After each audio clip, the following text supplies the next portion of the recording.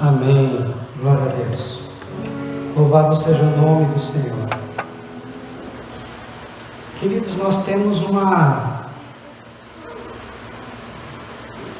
ideia e olhamos as coisas de um jeito muito peculiar. Poderia acender a luz para mim, por favor? Não enxergo nada aqui. Aleluia. Glória a Deus. Agora sim. Nós olhamos as coisas de uma forma muito peculiar. Aqui está o copo, aqui está a água. Eu coloquei agora a água no copo. Para alguns o copo está meio cheio, para outros o copo está meio vazio. Como é que o copo está para você? Meio cheio ou meio vazio? Pastor, o que isso tem a ver? Tudo. Deus, Ele sempre nos tem dado a porção necessária para cada dia. E muitas vezes nós ignoramos isso. Eu quero que você hoje compreenda, entenda que Deus está no controle de todas as coisas. E nada acontece sem a permissão dEle. E a Bíblia diz: em tudo dai graças, porque esta é a vontade de Deus. Isso é tudo, inclusive nas coisas ruins que acontecem. Porque se acontece alguma coisa ruim, a Bíblia diz que todas as coisas cooperam para o bem daqueles que amam a Deus e que vivem segundo o seu propósito. Amém? Se é todas as coisas, queridos, é tudo, inclusive a desgraça, que para nós parece ser desgraça, inclusive a perda, que para nós parece ser uma perda, mas para Deus às vezes é livramento. Então aprenda a agradecer, e você vai começar a ver a vida de uma forma diferente, não com os olhos naturais, mas com os olhos espirituais. Amém? Vamos abrir a palavra de Deus em Lucas capítulo 22. Lucas capítulo 22. Nós vamos falar hoje sobre a Santa Ceia. Quero que você preste muita atenção nessa palavra. Lucas capítulo 22, versículo 7 em diante. Assim diz a palavra de Deus: finalmente chegou o dia dos pães sem fermento, no qual devia ser sacrificado o cordeiro pascal. Jesus enviou Pedro e João dizendo: vão preparar a refeição da Páscoa. Onde queres que a preparemos? Perguntaram eles. Ele respondeu: ao entrar na cidade, vocês encontrarão um homem carregando um pote de água. Sigam-no até a casa em que ele entrar, e digam ao dono da casa: o mestre pergunta, onde é o salão de hóspedes, no qual poderei comer a Páscoa com os meus discípulos? Ele lhes mostrará uma ampla sala no andar superior, toda mobiliada. Façam ali os preparativos. Eles saíram e encontraram tudo como Jesus lhes tinha dito. Então prepararam a Páscoa. Quando chegou a hora, Jesus e os seus apóstolos reclinaram-se à mesa. Ele lhes disse: desejei ansiosamente comer essa Páscoa com vocês, antes de sofrer, pois eu lhes digo, não comerei dela novamente, até que se cumpra no reino de Deus. Recebendo o cálice, ele deu graças e disse: tomem isso e partilhem uns com os outros, pois eu lhes digo que não beberei outra vez do fruto da videira, até que venha o reino de Deus. Tomando o pão, deu graças, partiu e o deu aos seus discípulos, dizendo: isso é o meu corpo, dado em favor de vocês. Façam isso em memória de mim. Amém? Aleluia. Deus amado e Deus bendito, eu sei que o Senhor zela e vela pela Tua palavra. Agora, Pai amado, que o homem desapareça, que o Senhor cresça, que o Senhor seja glorificado nesta noite. É o que nós te pedimos e desde já agradecemos, em nome de Jesus. Amém e amém. Pode sentar, queridos.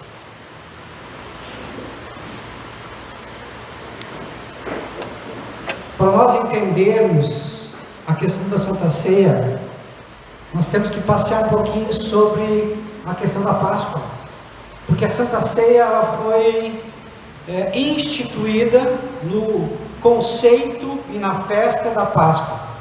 A Páscoa nós verificamos lá em Êxodo capítulo 12, onde o povo hebreu estava há 430 anos escravizados pelos egípcios, pelo faraó, e exclamavam por um libertador, e Deus levantou Moisés para libertar o povo de Israel da escravidão.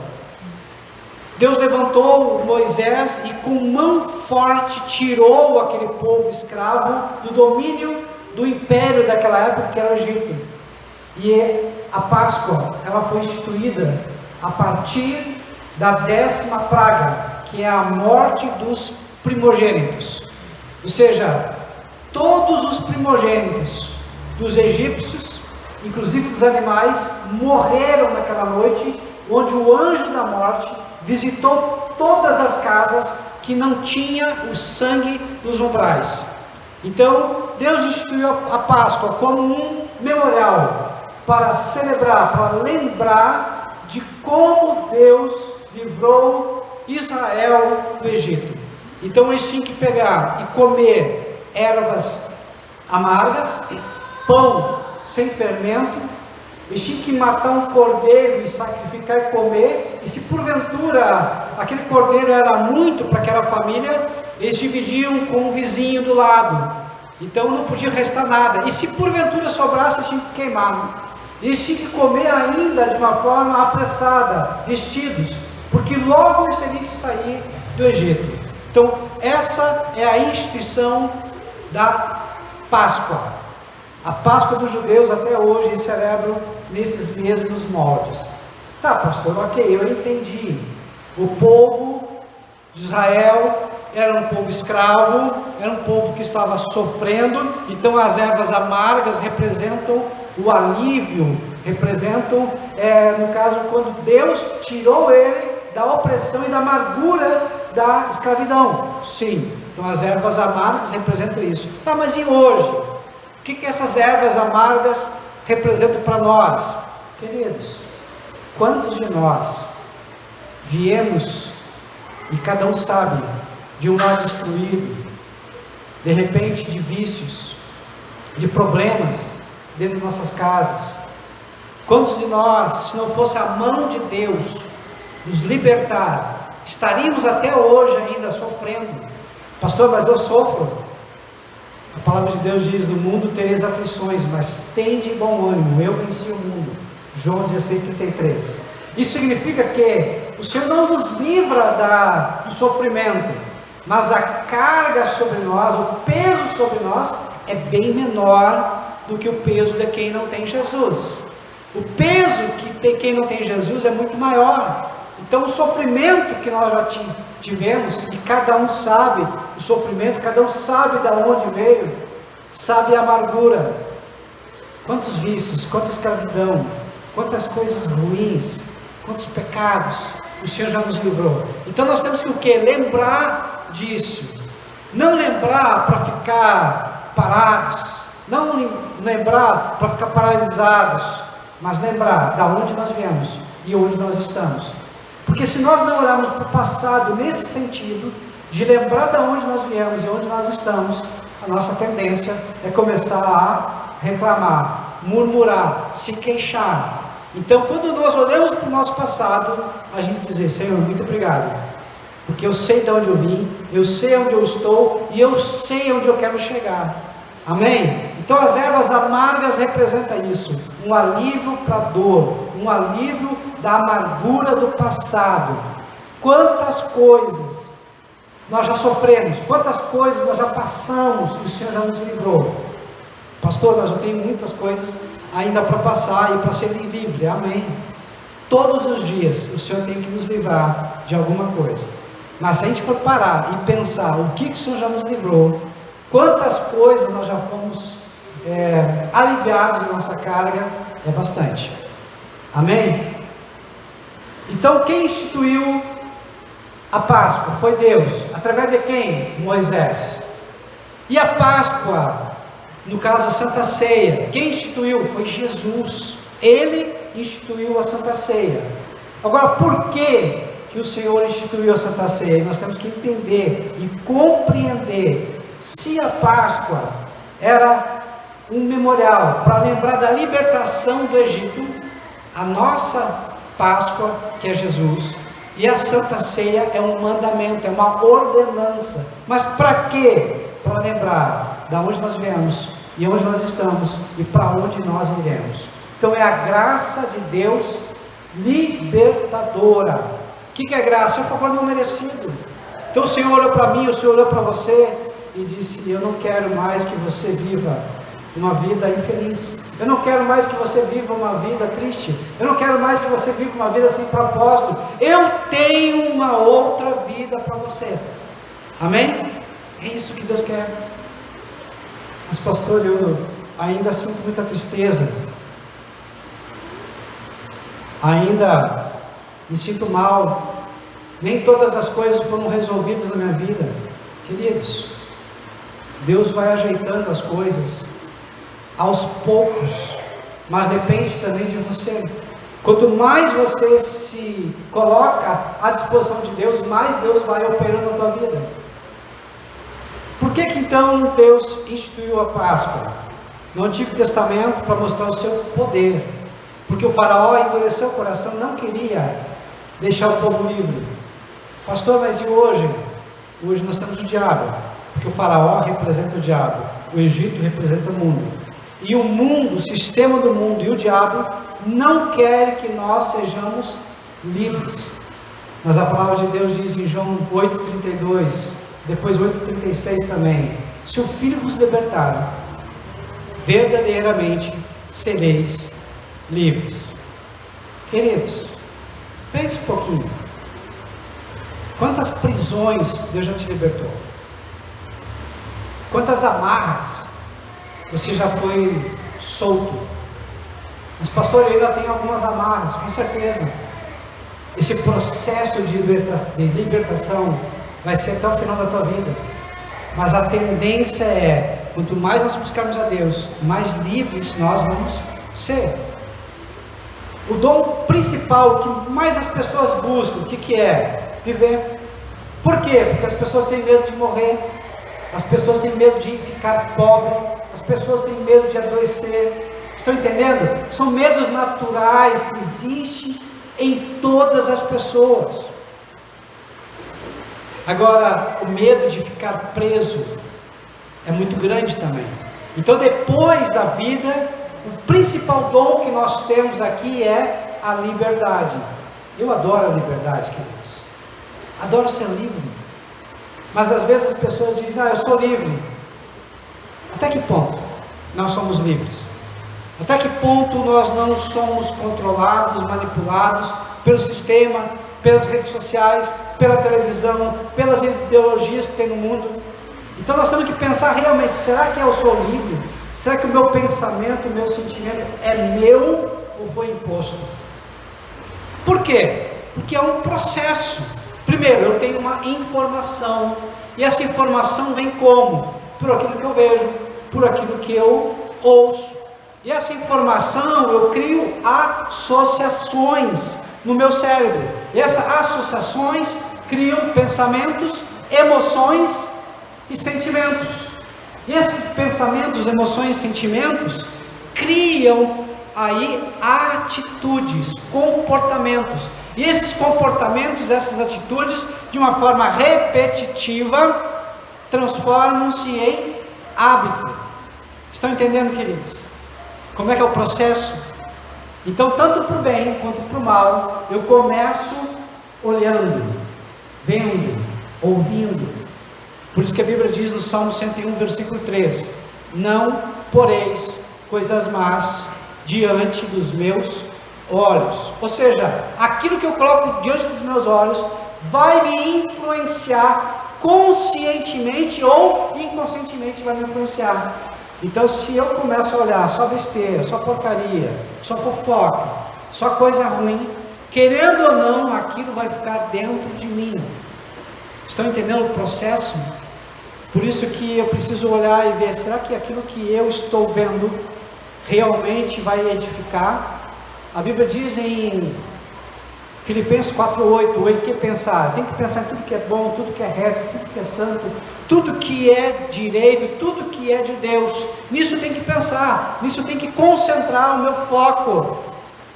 Mas será que realmente durante o dia, durante a semana, eu concentro mais tempo nas coisas boas, nas coisas de Deus, ou não? A Páscoa tinha um sentido, e esse sentido era a libertação do povo, e Deus quer também hoje nos libertar. Libertar de quê? Do pecado. Libertar de quê? Do mundo. E quando eu falo mundo, é o sistema, a ideologia, a filosofia do mundo, são as coisas que vêm enlatado para a nossa mente. Libertar de quê? Do passado, ou seja, dos traumas, da dor, a dor, querido, que nós passamos. Muitas vezes tu vai perguntar a uma pessoa, tu está sofrendo, ou tu teve um trauma, ou teve uma dor. Não tive. Mas tu começa a analisar e começa a conversar mais profundamente. Às vezes a pessoa chora e não sabe por quê. A pessoa se desespera e não sabe por quê. A pessoa fica com raiva e não sabe por quê. Mas por que tudo isso? Porque daqui a pouco tem uma dor lá dentro da alma. E essa dor não foi trabalhada, essa dor não foi liberta. A pessoa ainda está enjaulada, a pessoa está escravizada, a pessoa ela precisa de libertação. Então essa libertação que o Senhor veio trazer, libertação do passado, das nossas dores, dos nossos traumas. Libertação de quê? Libertação do presente. Ou seja, nós ficamos estressados, correndo de um lado, correndo para outro, e ficamos presos ao momento, cheio de estresse. Libertação de quê? Do nosso futuro, porque nós ficamos ansiosos, preocupados, e o Senhor quer também nos libertar. Então toda vez que eu fico preso, ou ao futuro, ou ao presente, ou ao passado, de uma forma errada, de uma forma que não é equilibrada, não é saudável, automaticamente eu estou preso, e o Senhor quer me libertar. Amém? Há elementos nessa Páscoa no Antigo Testamento, lá em Êxodo capítulo 12, que é o sangue que foi colocado nos umbrais da porta. Por que o sangue foi colocado nos umbrais da porta? Por um simples motivo. O anjo da morte, quando visse o sangue no umbral da porta, ele passaria de longe, de largo, ou seja, ele não entraria na casa que tivesse o sangue do cordeiro pintado. Pastor, e hoje? Eu não sei você, mas nós somos selados, pintados com o sangue de Cristo. Nós não conseguimos ver com nossos olhos naturais, mas os anjos e os demônios, eles veem esse sangue. Então, quando alguém tem aliança com Jesus, aliança com Deus, ele recebe um selo, uma pintura de um sangue espiritual, que o demônio, ele não pode tocar. A palavra de Deus diz no Salmo 91, 1000 cairão ao meu lado, 10.000 à minha direita, mas eu não serei atingido. Então esse sangue da nova aliança está sobre a minha vida, esse sangue da nova aliança está sobre a minha casa, desde que eu assuma a função sacerdotal. Qual é a função sacerdotal, pastor? De orar pela minha família. Quando eu sentir que tem alguma coisa errada, eu vou me colocar em pé, e eu vou lutar, eu vou batalhar, eu vou dizer, sai daqui, demônio, em nome de Jesus, aqui tu não pode entrar, doença, vai embora em nome de Jesus. Quando sentir que tem alguma coisa errada no meu lar, eu começo a brigar, a lutar espiritualmente contra aquele mal. Isso é uma função sacerdotal. Pastor, quem pode fazer isso? Todos, tanto o homem quanto a mulher, principalmente o homem, porque o homem Deus colocou como função ser o sacerdote do lar. Mas se o homem não está, a mulher faz. A mulher levanta e ora e diz não. Pastor, me explica melhor. Vou te explicar. Tem um filme chamado Quarto de Guerra, e nesse filme chamado Quarto de Guerra, aquela senhora, ela estava com problemas no seu casamento, e o seu casamento estava por um fio, e o marido dela estava querendo trair, e já tinha marcado um encontro com uma mulher, e ele foi jantar com essa mulher, e logo depois eles iam para um motel, ele ia consumar a traição, e ela começou a orar, e ela sentiu o Espírito Santo direcionar ela para que o demônio largasse o marido dela, e ela entrou em batalha espiritual dizendo: demônio sujo, aqui na minha casa você não pode entrar, eu e a minha casa servimos o Senhor, e você agora tira os teus dedos sujos, as tuas garras sujas do meu marido. Eu não sei onde é que ele está, não sei com quem ele está, mas uma coisa eu sei: você não pode tocar nele. O que aconteceu?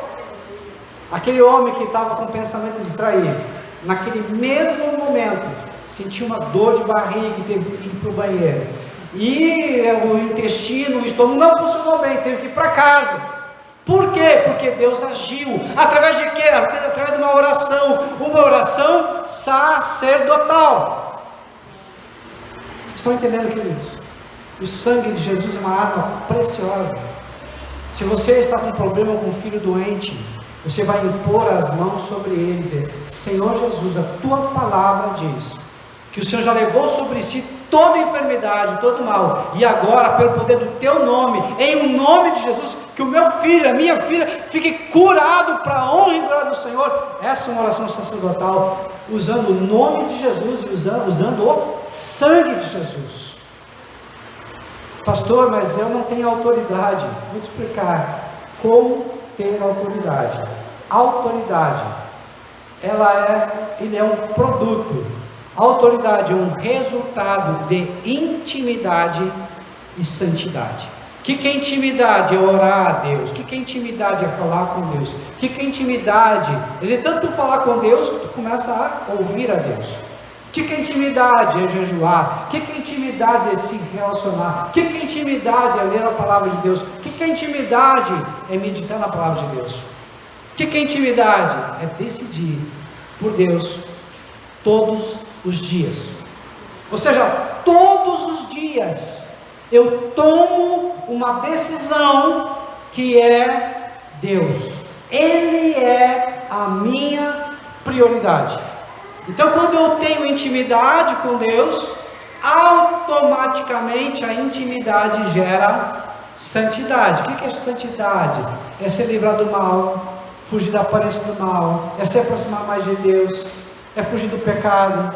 Isso é santidade. Então a intimidade mais a santidade produz a autoridade. Então, se você quer ter autoridade, e a autoridade é poder, você precisa buscar mais a Deus. Você precisa se envolver com as coisas de Deus.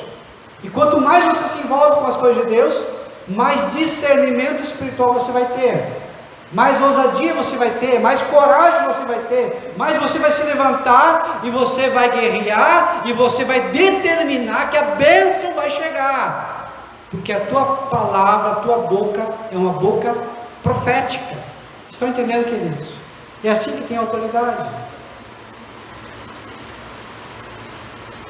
O cordeiro, ele tinha que ser um cordeiro de 1 ano, tinha que ser macho e tinha que ser perfeito. Tudo isso eram sombras daquilo que viria. Tudo isso simbolizava, tipificava a figura e a presença de Jesus. Jesus é o Cordeiro de Deus que tira o pecado do mundo. Jesus, na sua primeira vinda, ele veio como um cordeiro, humilde, manso. Mas a palavra de Deus diz no livro de Apocalipse, que na segunda vinda, quando ele voltar novamente, ele vai vir agora como um leão, autoridade, glória, poder, majestade. Estão entendendo, queridos? Ele veio como um cordeiro, mas ele hoje é um leão. Pastor, o que significa? Eu sou filho de leão, eu sou filho de Deus. Eu tenho a natureza do cordeiro? Sim. Eu tenho a natureza da ovelha? Sim. Com as ovelhas, eu preciso ser ovelha. Com as ovelhas, eu tenho que ser manso e humilde de coração. Com as ovelhas, eu tenho que ser puro, santo, agradável. Estão entendendo? Agora a Bíblia diz que o diabo é comparado com um lobos. Os demônios são lobos. Vocês já viram um lobo prevalecer contra um leão? Nunca, jamais. Só o rugido do leão afasta os lobos. Nós temos a mesma natureza de Deus, a mesma natureza de Jesus. Então, assim como nós somos ovelhas, nós também somos leões. E o que o leão faz? O leão domina, o leão governa, o leão ele tem autoridade, o leão tem poder. Então, contra os demônios, eu me comporto como ovelha? Não, eu me comporto como um leão. Estão entendendo, queridos? Sabe qual é o problema? É que muitas pessoas estão enganadas, estão invertendo a lógica. Quantas pessoas estão agindo como se fossem leões, querendo matar, querendo brigar, ferir, agredir. E contra o diabo, contra os demônios, age como um cordeiro.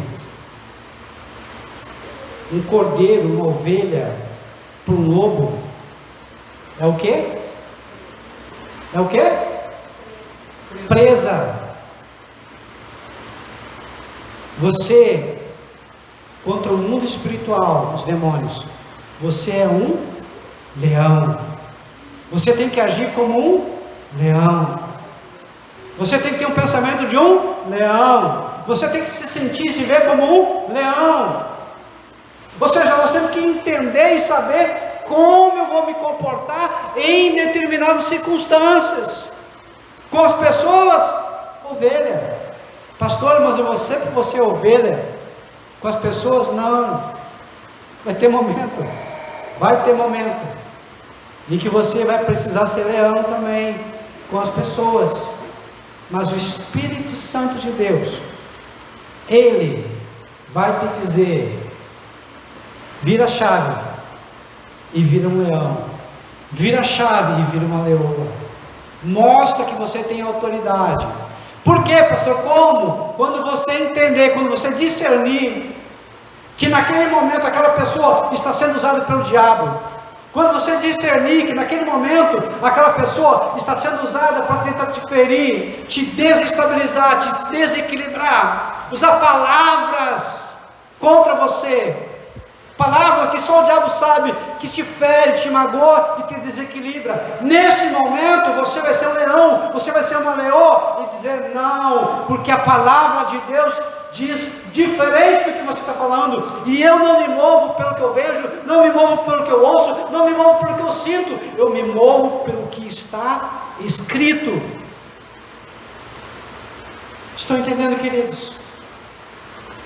Deus quer que nós tenhamos uma nova mente, e a mente que nós precisamos ter é a mente de Cristo. O que é a mente de Cristo? É a mente vencedora. O que é a mente de Cristo? É a mente de alguém que sabe quem Ele é, que conhece a sua identidade.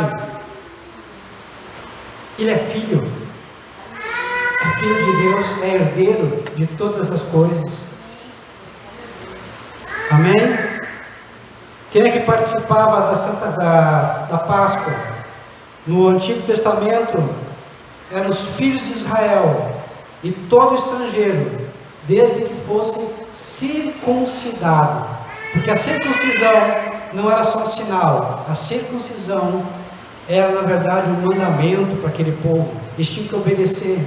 Mas pastor, e hoje a circuncisão não é mais na pele, não é mais na carne, a circuncisão é na mente. Nós temos a mente de Cristo. O Senhor agora escreveu a sua lei não mais em tábuas de pedra, mas o Senhor escreveu a sua lei no nosso coração, na nossa mente. Ou seja, nós agora decidimos obedecer ao Senhor, decidimos colocar em prática tudo o que o Senhor nos ensinou. Amém? Então todos aqueles que são filhos de Deus, todos aqueles que são discípulos do Senhor, todos aqueles que praticam a palavra de Deus, esses hoje são os participantes da Santa Ceia. Pastor, mas eu preciso ser batizado nas águas. Queridos, batizar nas águas é um mandamento, assim como a Santa Ceia é um mandamento. Mas antes de tudo você precisa crer, confiar em Deus, ter fé. Antes de tudo você precisa se arrepender dos seus pecados. E arrependimento do pecado significa mudar completamente a forma como eu penso, significa obedecer a palavra de Deus, significa colocar uma nova disposição de obedecer. Todos os dias, querendo ou não, eu vou obedecer. Mas eu não sinto em obedecer. Não é sentir, é atitude. Obedecer é prática. Com o tempo, nós vamos obedecendo, não mais por medo de ir para o inferno, não mais agora por temor, que é reverência, mas nós vamos obedecendo por amor. Então começa pelo medo. Eu começo a obedecer pelo medo. Depois, no próximo nível, eu começo a obedecer pelo temor. Depois eu começo a obedecer pelo amor. E quando eu chego no amor, estou no último nível de pessoas maduras, comprometidas com Deus, pessoas que entenderam que são filhos e filhas de Deus. Amém? Louvado seja o nome do Senhor. E aí, que Deus, eu quero ler agora para a gente finalizar 1 Coríntios capítulo 11. É a palavra que nós sempre lemos na Santa Ceia. 1 Coríntios 11, 23 em diante.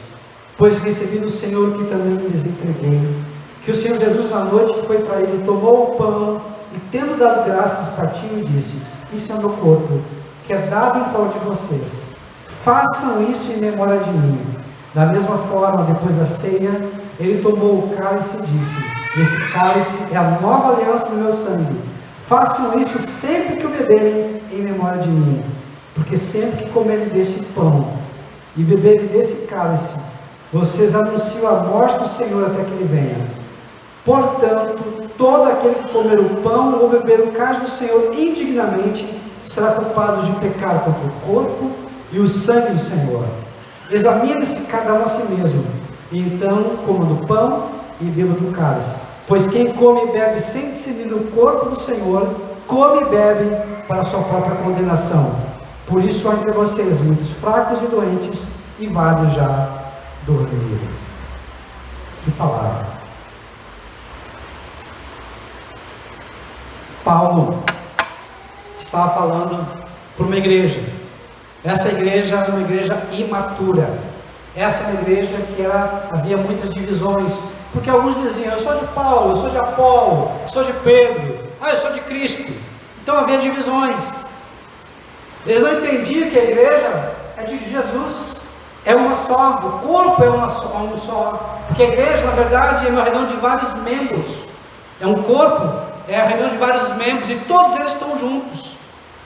Pastor, me explica melhor. Pega uma árvore, corta um galho e tira. Você consegue colocar novamente aquele galho depois de cortado? É muito difícil, né? Só se tu enxertar, mas a princípio, fora isso, tu não consegue. Ou seja, cortou, morreu.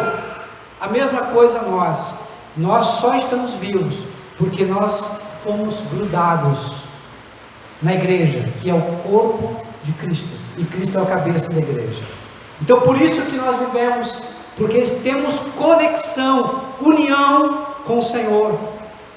Agora essa igreja, ela tinha muitos dons, e por ter muitos dons, acabou se perdendo. Pastor, então ter dom espiritual é ruim? Não, é muito bom, e é necessário ter dons espirituais, mas a Bíblia diz, tudo seja feito com decência e ordem. Então eles se perdiam. Qual era o problema da igreja? Eles não olhavam para as necessidades dos outros. E aqui, em 1 Coríntios capítulo 11, falava que a festa, que fazia na verdade uma festa de celebração do amor, e junto com essa festa de celebração do amor, eles faziam também a Santa Ceia. Então eles traziam muitas comidas e bebidas. Pastor, me explica melhor. Vou explicar. Vamos supor que fosse hoje. Um traz uma picanha, o outro traz uma maminha, e o outro traz uma costela bem feia. Pastor, mas eu gosto de costela. Eu penso então em tomar carne de pescoço. Na hora de comer, o que trouxe a maminha, comia só a maminha. O que trouxe a picanha, comia a picanha. E o outro comia a carninha feia que ele trouxe. Por quê? Que ele quis trazer porque ele era avarento? Não, porque ele era pobre. Ele não tinha condições de comprar uma maminha, uma picanha. O que deveria acontecer? Juntar tudo e todos comerem para se fartarem. E o que acontecia? Os ricos se reuniam entre eles e comiam demais. Eles se embebedavam. Tinha glutonaria. E os pobres ficavam com fome. Era esse o espírito que Paulo está falando. Vocês são glutões, vocês são beberrões, vocês não olham para o lado e não veem a necessidade do próximo. Então Paulo estava chamando a atenção, puxando a orelha desse povo. Pastor, mas o que isso significa para mim? Tudo. Talvez você não tenha tudo que você queira ter, mas te garanto, você tem muito mais do que a grande maioria das pessoas. Há muitas pessoas em situações bem piores que você, situações que necessitam de alguém para estender a mão e ser caridoso, apoiar.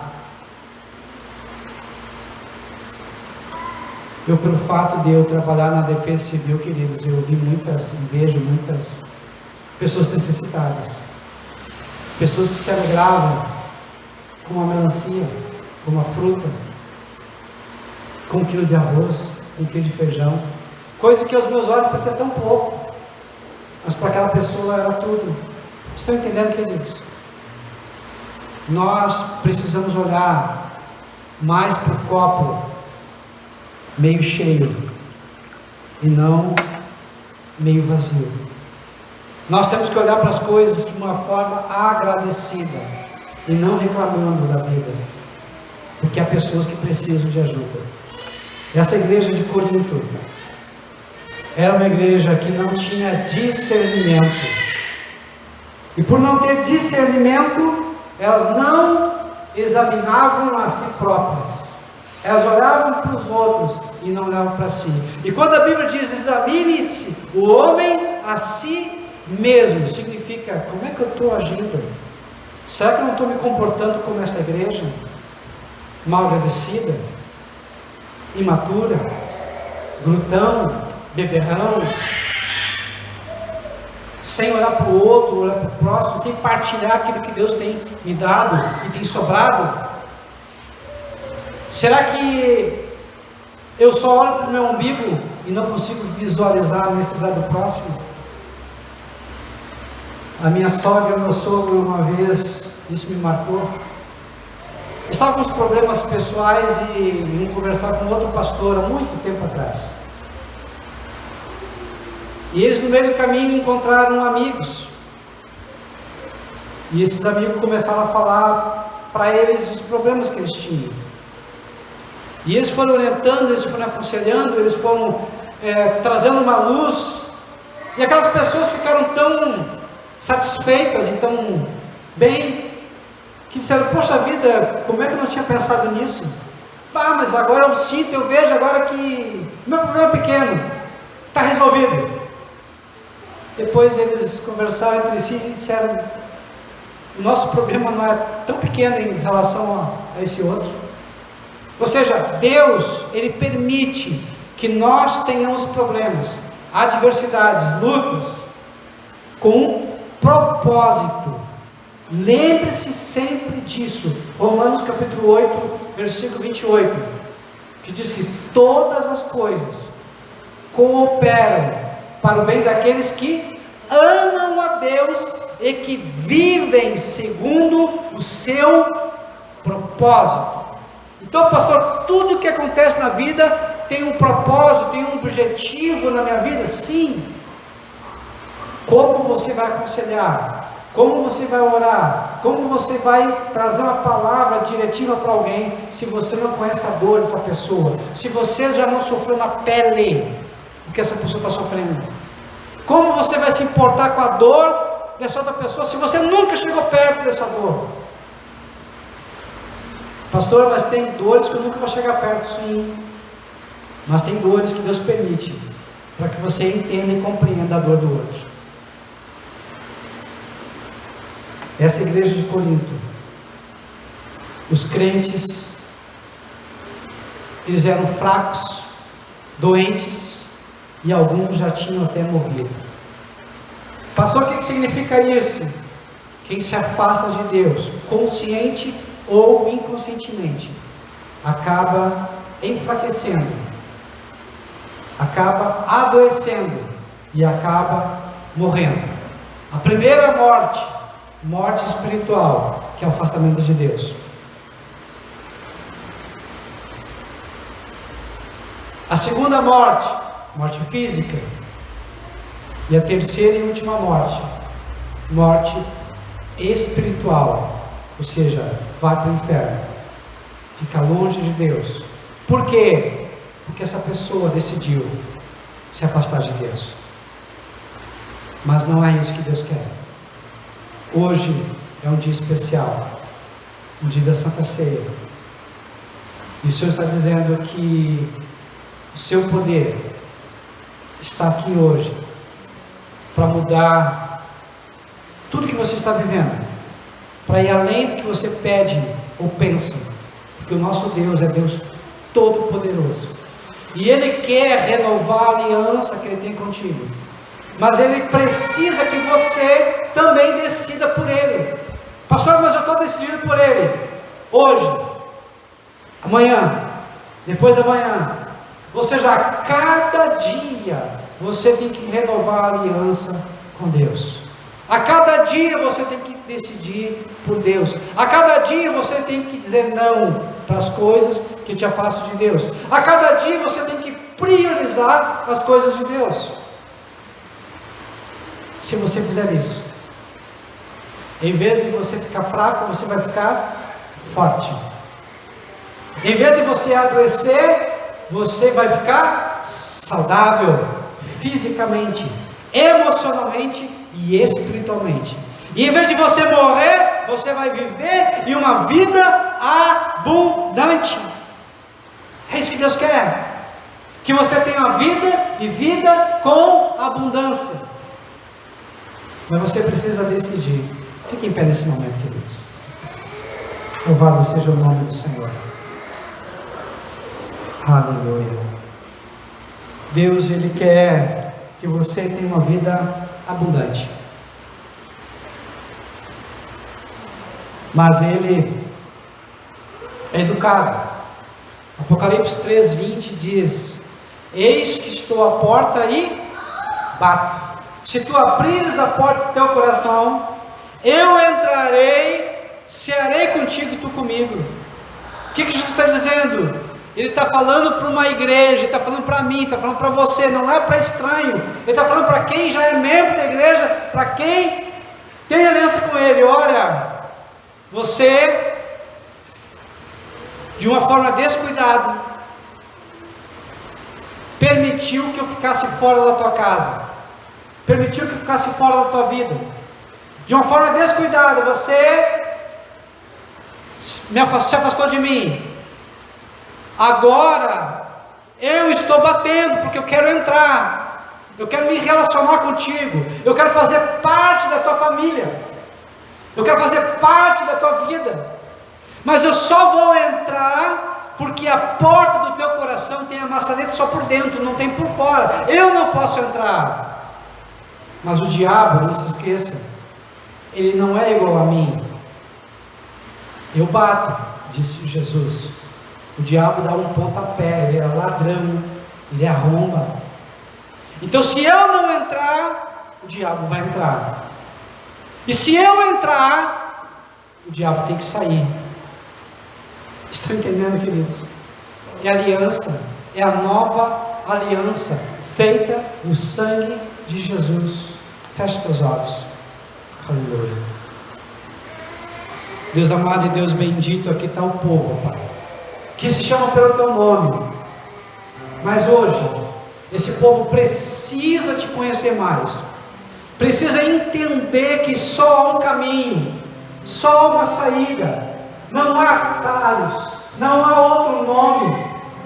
Não é igreja, não é religião, não é pastor, não é padre, não é guru, não é médium, não é ninguém.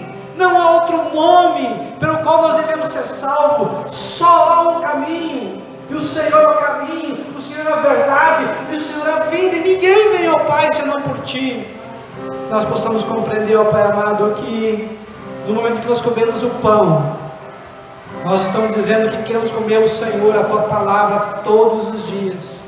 No momento, ó Pai amado, que nós bebemos o sangue de Jesus, Senhor amado, que aqui nós estamos representando pelo vinho. E esse vinho, ó Pai, que representa o sangue, é a nova aliança. E nós vivemos sob uma nova aliança. Muda a nossa mente, muda a forma de nós pensarmos, muda a forma de nós sentirmos e muda a forma, Pai amado, de nós nos relacionarmos, nós falarmos, agirmos e reagirmos.